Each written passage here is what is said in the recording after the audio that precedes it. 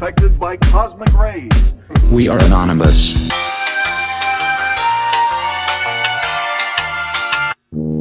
Are you a mockingbird repeater for a lying fake news organization? Concerned that no matter how many garbage clickbait fake news stories you churn out for your dinosaur media outlet that you're soon going to be replaced by a fake news AI bot? Well, you wouldn't be out of a job if you could program that fake news AI bot, now would you? At Learn to Code, we teach down-on-their-luck corporate media liars just like you how to program fake news AI bots that will churn out even more spurious content than ever before. Insert fact here is a Russian conspiracy theory. GMOs are perfectly safe. Epstein killed himself. As your old media bosses turn more and more to their new robot overlords to create lies for their corporate masters, you'll be in one of the hottest jobs out there. So don't despair, you lying prostitutes. There's hope out there for you. You just have to learn to code. Learn to Code is now endorsed by Joe Biden. Give me a break. Anybody who can Churn out fake news. learn how to program, for God's sake. I'm Joe Biden, and I approve this message. More than 1,300 people sick in China, and it is starting to spread. So for more on this, we want to bring in our CBC News medical contributor, Dr. Peter Lin. We wanted to really separate the fact from the fiction here. So thank you for joining us today. Thank you, Michael. So what makes this one different from the others? Yeah, so coronavirus is a family of viruses, and some of them actually just cause simple stuffy nose, that kind of thing. It's because of the way it's built. So think of it like a tennis ball, and the coronavirus has these spikes that come out. Those spikes allow it to attach to certain cells. So if it only is allowed to attach to the nose cells, those spikes, then it's cold. However, if the spikes allow it to connect to your lung cells, now that can go down and it can cause the pneumonia and shortness of breath. So the way that coronaviruses work, all viruses, they need our machinery to make copies of itself. They're trying to borrow our factory. So when they attach to the cells in the lung, what they do is they then inject their blueprints, and it says, the factory, please make all of these viruses for me. So as the viruses are being made in your own cells, it becomes too many, and then it explodes, and then it kills your cell, go and infect other cells, and then I can cough it out. So that's why when we take a picture with somebody with the Wuhan virus or the SARS virus, which can connect in the lung, all of a sudden you see this fuzzy white stuff in the lung, and the lung is being damaged. So one of the key symptoms that we're seeing is that people get very short of breath, they're not able to breathe, and that's why they end up in hospital. What treatment options are there? So there's no treatment options, unfortunately. So we don't have a direct treatment against the coronavirus. So it's all supportive therapy. So that's why they quarantine the people, they get them into hospital, and it's supportive. There are some technologies that are just now being presented to the public as new when they're not new at all, but have simply been widely suppressed for decades. Things like the new digital neuro headbands that pulse specific electromagnetic frequencies into a person's head to change people's moods, for example. People are buying these now. This is a thing. But it was proven that that type of technology worked decades ago. It has also come out in recent years that frequencies can cure diseases, including cancer. Professor Anthony Holland even gave a TED Talk called Shattering Cancer with Resonant Frequencies a couple years back, where he discussed that specific oscillating pulse electrical fields can destroy everything from cancer cells to MRSA. Over the course of 15 months, we try hundreds and hundreds of frequencies, if not thousands, until we find the magic combination. We begin to shatter microorganisms like a crystal glass. Not that you probably heard about it on the nightly news or anything. As someone pointed out in the comments on his video, phrases like "they hadn't seen anything like it and it seems to be a new phenomenon" made viewers who know about the organized suppression of such technologies since at least the 1930s want to slam their own heads into a wall. If you haven't heard of Dr. Royal Raymond Wright, this is someone who's been referred to by those who personally knew him as a genius. He was a scientist and inventor, and starting in the 20s, he began building a large, very complex microscope capable of magnifying objects 31,000 times, compared with the maybe 1,700 times that were available on standard microscopes in the 30s and 40s. By 1940, he had invented a 2-foot microscope weighing 200 pounds that included 5,682 parts, which enabled him to see viruses and bacteria in a way that no other scientist had at that time. Because these organisms were so tiny, he designed a method of staining them with light. And through this work, he came to understand that living things, including pathogens and viruses and bacteria, have their own frequency or oscillation pattern. And just like a specific musical note can shatter a wine glass if sung at the resonant frequency of the glass, he found specific frequencies could be used when matched up with specific pathogens in order to destroy them. And as he continued to isolate viruses and bacteria and locate their frequencies, he also claimed he discovered the virus responsible for cancer. Using resonance, or what he termed the mortal oscillatory rate of the virus, he was able to kill it in laboratory experiments over and over and over. He completed hundreds of experiments on tumors in rats purposefully infected with the isolated cancer virus before ever attempting to use these frequencies on people. In 1934, he famously tested out his device on 16 terminally ill cancer patients. Out of 16, 14 of them, all but 2, were certified medically cured in just 3 months. Of his treatment, Rife would later write, "With the frequency instrument treatment, no tissue is destroyed, no pain is felt, no noise is audible, and no sensation is noticed. A tube lights up and 3 minutes later the treatment's completed, the virus or bacteria is destroyed, and the body then recovers itself naturally from the toxic effect of the virus or bacteria. Several diseases may be treated simultaneously." His findings were at first widely published.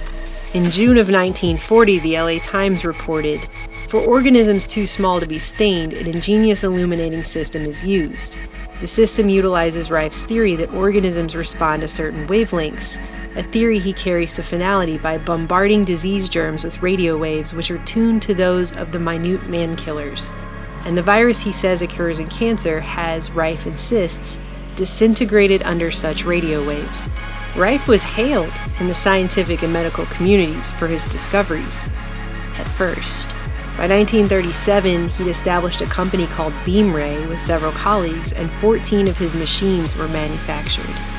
Multiple doctors used these machines, tested them out, and saw that they worked. It wasn't just Rife's word. So what happened? Why aren't these machines in every hospital and cancer treatment center in the world today? Why don't we have them? Simply put, the only cancer Rife couldn't seem to kill was greed. Powerful opposition with vested interest in allopathic, that is, the pharmaceutical and surgery-based medicine system, and the still infant cancer treatment called chemotherapy, and medical professionals linked to the Rockefeller Foundation with its deeply entrenched eugenics-based population control agenda, would make absolutely sure that Rife's machines would never be available to the public at large.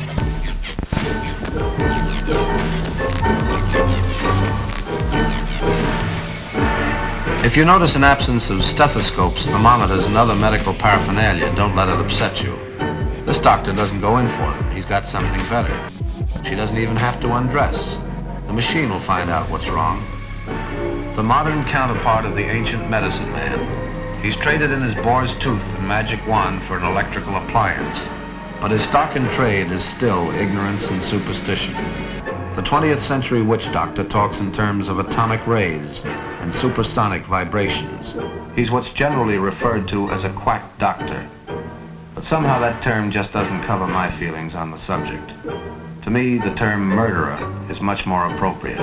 One such big pharma stooge was Dr. Morris Fishbane, head for a time of the American Medical Association, and described by Bob Wallace on LouRockwell.com as a shakedown artist hell-bent on destroying naturopathic medical inventors he couldn't buy out. The story goes that Fishbane sent an attorney to make a token attempt to buy out Rife, and Rife refused. And although no one knows the exact terms of the offer, it was probably similar to the one Fishbane made to Harry Hoxsey for his herbal cancer remedy, which Fishbane later had to admit in court worked on skin cancer. On a television screen, it must look very much like a jar of chocolate syrup. It's not. It's cancer salve, and it's deadly. If it's killed before, it'll kill again. When it doesn't kill, it maims. It never cures. Fishbane and his associates would receive all the profits for 9 years, and Hoxsey would receive nothing. Then if they were satisfied it worked, Hoxsey would begin to get 10% profits. When Hoxie refused, Fishbane and his political mafia went after him, and they had Hoxie arrested 125 times in a period of just 16 months. The charges were always based on practicing without a license, and they were always thrown out in court, but Fishbane ended up harassing this Hoxie guy for 25 years this way. The only good thing that came out of any of it is that the scandal ultimately forced Fishbane to resign. Fishbane also offered Phil Hoyland, who was an investor in Rife's Beamray company and an electrical engineer who helped build the frequency machines, legal assistance, basically an attempt to steal the company out from under Rife and the other investors. And in 1939, a lawsuit ensued. And that was the beginning of the end of Rife and his machines. Unable to withstand the criticisms and attacks on his character and his life's work in court, Rife crumbled and turned to alcoholism, despite the fact that he ultimately won his case. But the legal costs bankrupted him, and Beamray went out of business. And Fishbane continued to wield all the power of the AMA to halt any further proper scientific investigation into Rife's claims or his machines. Doctors that had previously supported Rife suddenly fell silent. One of his partners, Arthur Kindle, all of a sudden retired to Mexico after receiving a magical gift of $250,000 from guess who. Other doctors were given large grants and AMA honors to keep their mouths shut and go back to prescribing pharmaceuticals. Major medical journals, which are all predominantly funded by big pharma advertising revenues, refused to publish anyone's work involving Rife's theories or his machines or any of it.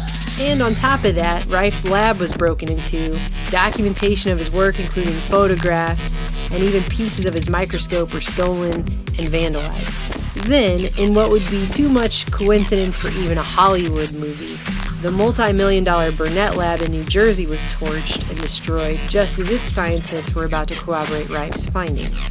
Police then illegally confiscated the rest of his research, and the story starts to have a whole lot of similarities with Wilhelm Reich, but that's another story for another time. And that was about it.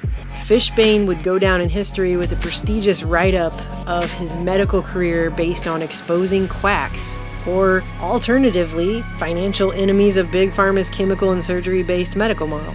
And it wasn't just Fishbane, there was a coordinated effort to ensure that other doctors didn't even attempt to follow in Rife's footsteps. Dr. Cornelius P. Rhodes, an oncologist, Rockefeller Institute alum, and head of the Chemical Warfare Service during the last 2 years of World War II, spent 2 decades from 1939 to 1959 as the head of Memorial Sloan Kettering, the nation's premier chemotherapy advocate, where Rhodes was helping to shape the newly emerging quote-unquote treatment of cancer with chemotherapy. He too prevented other doctors from even attempting to replicate Rife's work, pulling strings to get research funding canceled for those who even dared to try. Rhodes not only prevented Dr. Irene Diller from announcing the discovery of the cancer microorganism to the New York Academy of Sciences in 1950, but he got Dr. Caspi slapped with a nasty IRS investigation and her laboratory funds canceled after she announced a similar discovery in Rome 3 years later in 1953.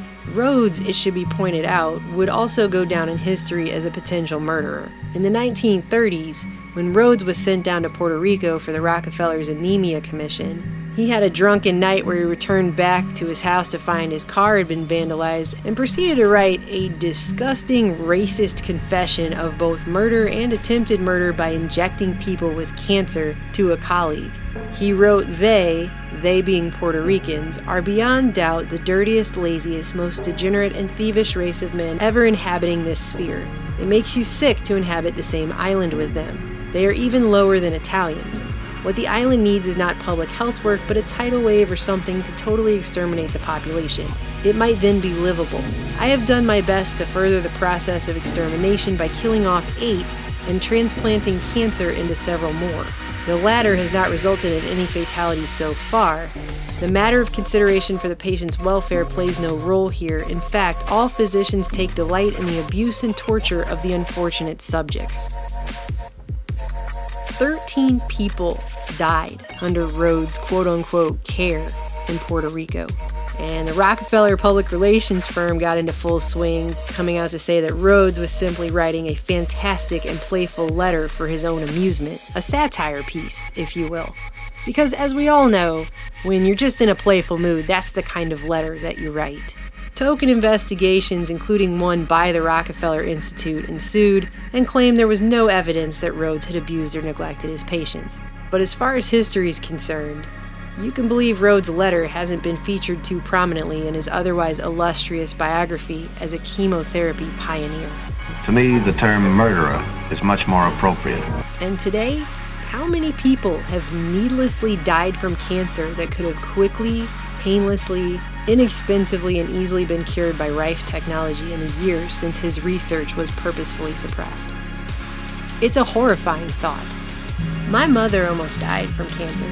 She was diagnosed back in 2007, and they gave her a grueling chemotherapy treatment set that included one she later found out wasn't even for the type of cancer she was diagnosed with. They just threw it in, like a little added bonus. And when all was said and done, and her immune system had been utterly destroyed, but her cancer went into remission, the doctors turned around and informed her that it would probably come back in 5 to 10 years. That is not a cure. The reason the average person still believes dangerous and toxic chemotherapy cures cancer today is the same greedy force behind why most people still fuel their cars with gasoline, despite the fact that much more efficient, inexpensive, and environmentally sound alternatives have existed for decades, but have also been suppressed until recently. Greed, however, can't keep the truth hidden from humanity forever, especially those truths which are so fundamentally obvious, and becoming more obvious by the day. It's 2017. How many years have people been donating money to cancer research and running for the cure without so much as a peep from the allopathic medicine system about the cause? Albeit quietly, we now have researchers coming out of the woodwork left and right to verify the power of resonant frequencies to kill viruses and bacteria and diseases, including cancer. 2 doctors in 2014 published a paper in Global Advances in Health and Medicine titled Life Rhythm is a Symphony of Oscillatory Patterns. Electromagnetic energy and sound vibration modulates gene expression for biological signaling and healing. It's a very interesting paper, and in it they concluded not only chemicals and physical energies like EMFs and sound vibrations, but even our emotions, thoughts, beliefs, and the way we develop our intentions and life rhythms can deeply transform our gene expression patterning at the cellular level. This finding may disclose unexpected chances to develop self-healing processes based on further utilization of this remarkable human potential. The paradigm emerging here moves from a purely biochemical viewpoint based solely upon physical concepts of energy and momentum transfer and their implications for biochemistry to a holistic information-based paradigm. Much as a whisper might carry more gravitas than shouted words, science may now be uncovering the basic principles of a more subtle informational biology in which specific signaling behaviors can carry the power for healing. We were meant to heal. We were made to heal. We all know how well the big pharma medical model of filling ourselves up with chemicals and ripping out all our vital organs has served us. These aren't cures. It's sick care, not health care. It's only a matter of time before the medical and scientific communities are going to be forced to admit that Rife was right, or they'll risk losing the last few shreds of credibility they even have, if they have any, in a world where it's become all too obvious we've been purposefully held hostage in a technology bubble. We are anonymous.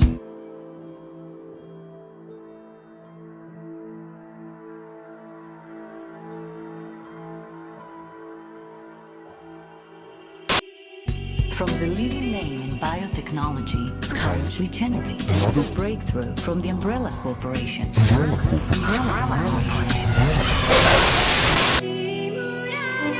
Pathogens are biological agents that cause disease or illness to their host.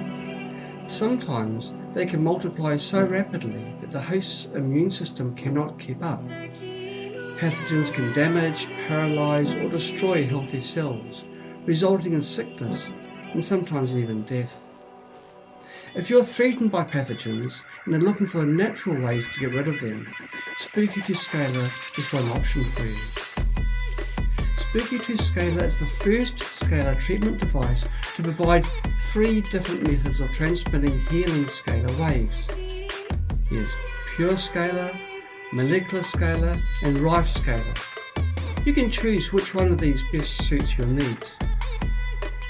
Pure scalar energy can kill pathogens by stimulating our natural immune system. Normally, our immune system protects us from pathogen attacks. When our immune system is weakened or is malfunctioning, it fails to protect us against pathogen invasion. Scalar energy can provide energetic support for our immune system, making it better able to safeguard our body.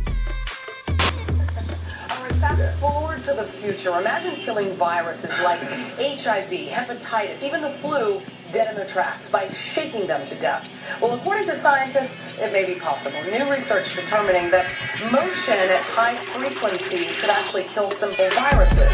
But is it really that simple? Fox News medical contributor Dr. Jennifer Ashton joins us live.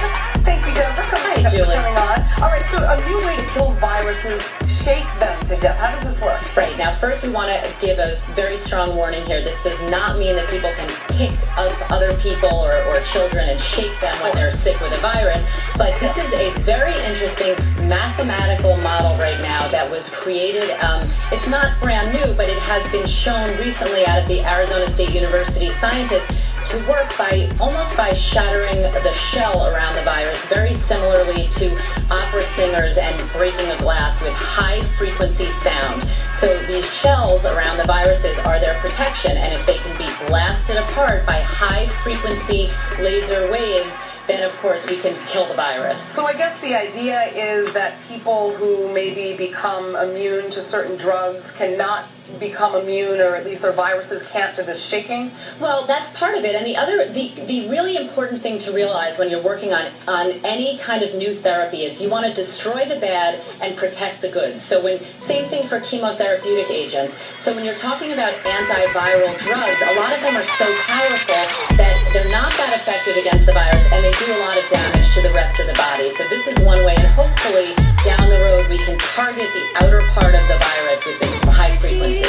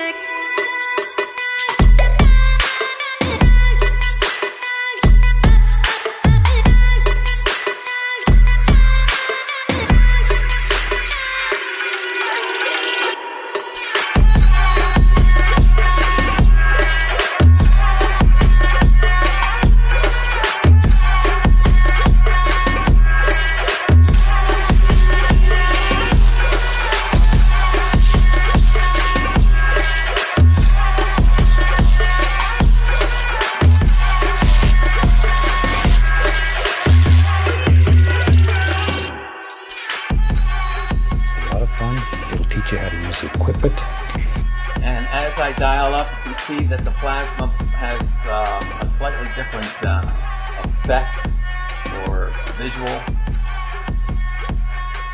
And right now I'm at 26.7. I'm at 26.7 kilohertz. And the plasma is just still streaming away. And if I turn the meter back on, of course I'm pegging the meter, and I can intercept the field. And I can intercept the field by pointing my hand in the wall. Welcome to JoJo's Science Show. Today we have this. This is a plasma ball. I'm going to show you how this works and how much fun it is. Do you know it's your big word? Ionization. Plasma is an ionized gas.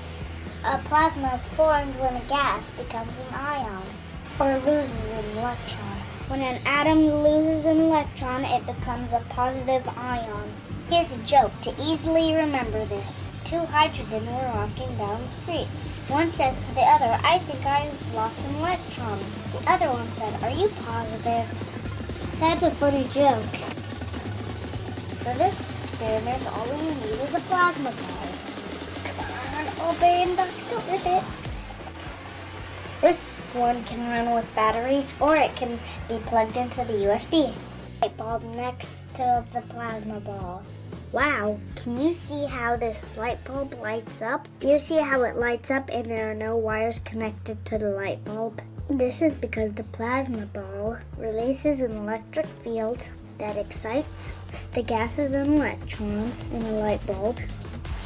Hi YouTubers, I am playing sound frequencies through my Bluetooth plasma ball. Sound frequencies are healing, and Royal Raymond Wright experimented and cured many people a long time ago of various diseases, including cancer. A long time ago of various diseases, the sound frequencies can be played with a plasma ball.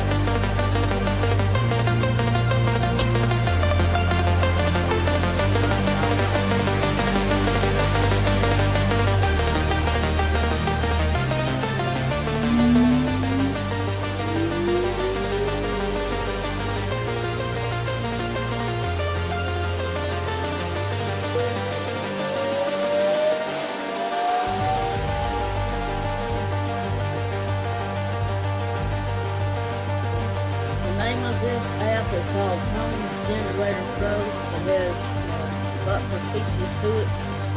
I forgot how much I paid for the upload, but I think it was like $3 or $4. Something. It's worth it. It's got all kinds of different settings you can use.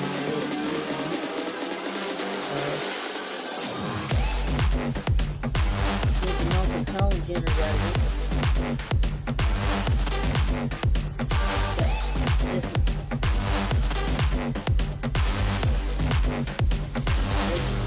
That's why it was doing the funny thing a few minutes ago.